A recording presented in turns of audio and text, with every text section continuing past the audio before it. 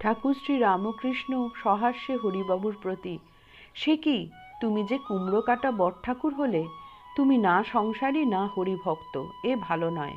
এক একজন বাড়িতে পুরুষ থাকে, ছেলে মেয়েদের নিয়ে দিনরাত থাকে, আর বাহিরের ঘরে বসে ভুরুক ভুরুক করে তামাক নিষ্কর্মা হয়ে বসে থাকে, তবে বাড়ির ভিতরে গিয়ে কখনো কুমড়ো কেটে দেয়।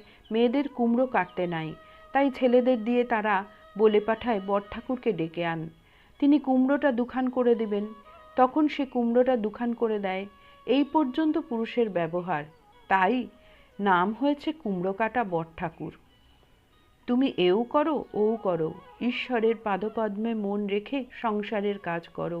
আর যখন একলা একলা থাকবে, তখন পড়বে ভক্তিশাস্ত্র, শ্রীমদ্ ভাগবত বা চৈতন্য চরিতামৃত, এইসব পড়বে।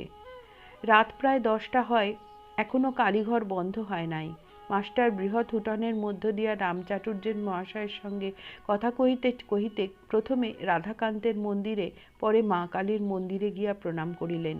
চাঁদ উঠিয়াছে, শ্রাবণের কৃষ্ণা দ্বিতীয়া, প্রাঙ্গণ মন্দির শিষ্য অতি সুন্দর দেখাইতেছে।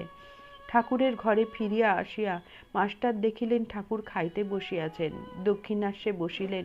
খাদ্যের মধ্যে একটু সুজির পায়েস আর 2খানি লুচি।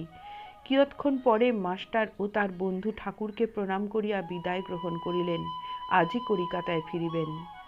জয় ঠাকুর।